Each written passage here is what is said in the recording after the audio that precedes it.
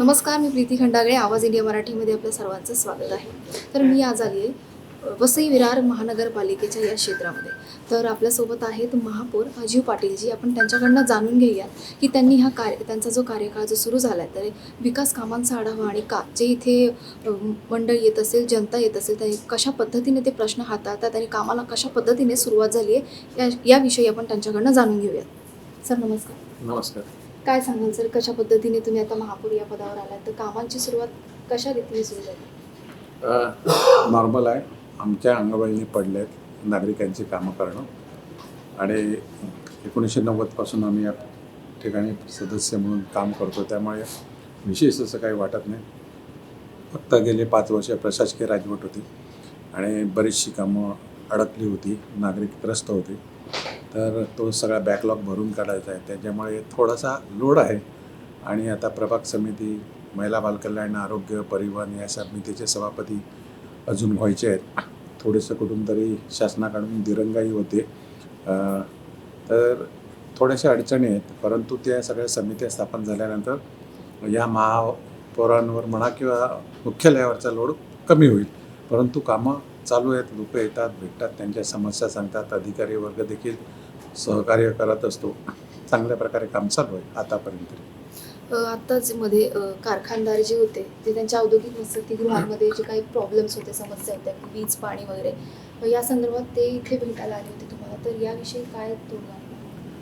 बघा की वसईमध्ये मोठ्या प्रमाणामध्ये औद्योगिक वसाहत आहे.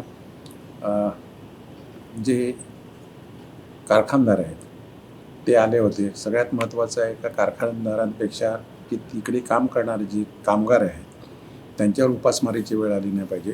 त्यासाठी कारखाने जगले पाहिजेत आणि ते जगण्यासाठी महापालिकेला जे काय सहकार्य करायचं असेल ते आम्ही करण्याचा प्रयत्न करत असतो. त्यांना ज्या सुखसुविधा पाहिजे असतात, रोड, रस्ते असतील, गटारं असतील किंवा अन्य परिवहनच्या गोष्टी असतील, तर त्यासाठी आमच्याकडे ते काही सूचना घेऊन आलेले, त्यांच्याशी आम्ही चर्चा केली आणि त्यांच्या देखील सूचना आणि त्यांचं जे काही सहकार्य असेल त्या पद्धतीने आम्ही एकत्र बसून त्यातनं मार्ग काढलेला आहे. आणि कारखानदारच नाही तर अन्य देखील जे उद्योजक आहेत, ज्यांच्यामुळे रोजगार निर्माण होते, इथे जनतेला 2 पैशाचा रोजगार मिळतो, पोटापाण्याचा सोय होतं, त्या सगळ्यांना आम्ही सहकार्य करतो. सध्या आता जे युद्ध चालू आहे इराण इस्रायल यांच्यामध्ये, तर त्याचा परिणाम कुठेतरी आपल्या इथेही होतो की गॅस सिलेंडरचा जो तुटवडा होतो, तर यामध्ये व्यावसायिक जे आहेत त्यांनाही मोठ्या प्रमाणात या गोष्टींना सामना करावा लागतो. तर इथे असे काही समस्या निर्माण झाली आहे? युद्धामुळे अनेक समस्या छोट्या छोट्या निर्माण झालेल्या आहेत. ही गॅसची जी समस्या आहे, कमर्शियल गॅस मिळत नाही, त्यामुळे छोटे छोटे रोजगार ज्यांचे होते ते बंद झालेले आहेत. तर त्यांना कसं मार्ग करता येईल, त्याच्यात मदत करता येईल, त्यासाठी त्या गॅस कंपन्यांचे अधिकारी असतील, आमचे अधिकारी असतील, तहसीलदार असतील, प्रांतसाहेब असतील, सगळ्यांची एक बैठक झालेली, वितरक होती त्यांची बैठक झालेली आणि त्याच्यातनं मार्ग काढायचा प्रयत्न आपण करतो आहे की जेणेकरून सामान्य नागरिकाला त्याची झळ पोचू नये.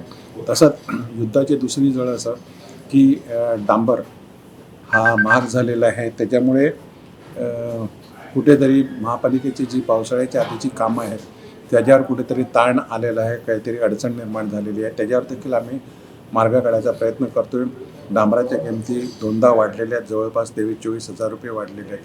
त्यामुळे काम करणाऱ्यांना देखील त्या अडचणी मोठ्या प्रमाणात झालेल्या आहेत. तर त्यात देखील मार्ग काढून पावसाळ्याच्या आधी कशी कामं रस्त्याची होतील तो बघण्याचा आमचा प्रयत्न आहे.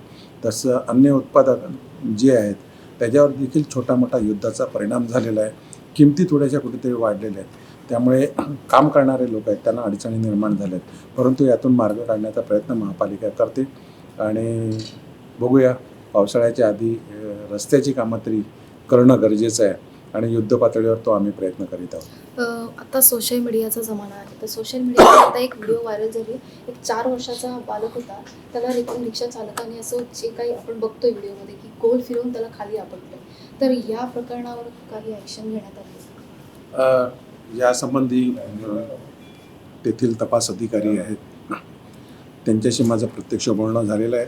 तत्काळ त्याच दिवशी बोलणं झालेलं आहे आणि त्यांना काही मी सूचना काही केलेल्या आहेत आणि जे जे काही सहकार्य लागेल तर आमचे स्थायी समितीचे सभापती स्वतः तिकडे जाऊन जातीने त्यांच्या कुटुंबियांना भेटलेले आहेत. आमचे सगळ्या नगरसेविका तिकडूनच्या त्याने देखील सुरुवातीपासून त्यांना मदत केलेली आहे, त्यांच्या संपर्कात आहेत. महापालिका सर्वतोपरी त्यांना मदत करणार आहे आणि न्यायाच्या दृष्टीने ते जे करता येईल ते करण्यासाठी आणि त्यांच्या कुटुंबियांच्या मागे महापालिका तसेच लोकनेते हितेंद्र ठाकूर यांनी आम्हाला सूचना केलेल्या आहेत का आमची सगळी टीम भक्कमपणे त्या फॅमिलीच्या मागे उभी राहील. सर, शेवटचा प्रश्न.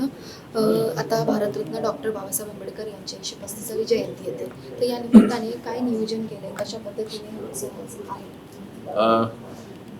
या जयंतीनिमित्त आम्ही स्थायी समितीमध्ये विषय घेतो. विरार, सोपारा, वसई गाव या सगळ्या ठिकाणी जयंती मोठ्या प्रमाणामध्ये कशी महापालिकेकडनं साजरी केली जाईल यासंबंधी आम्ही प्रयत्न करतो आहे. त्यासंबंधी आमचे माजी महापौर रुपेश जाधव तसेच आमचे तत्कालीन माजी सगळे नगरसेवक, आजी नगरसेवक आणि नागरिक आणि यांची एक बैठक झाली आणि त्याच्यात आम्ही ठरवतो आहे का कशा प्रकारे करायचं आणि तो चांगल्या प्रकारे कशी होईल हा आमचा प्रयत्न आहे. तर हे होते वसई विरार महानगरपालिकेचे महापौर सर, की त्यांनी सांगितलं की पावसाळ्याआधीच जी कामं आहेत, जे मूलभूत गरजा आहेत त्या पूर्ण करणार आहेत. कॅमेरामॅन विजय चतुर्वेदीसह मी प्रीती खंडागळे, आवाज इंडिया मराठी, शोध सत्याचा.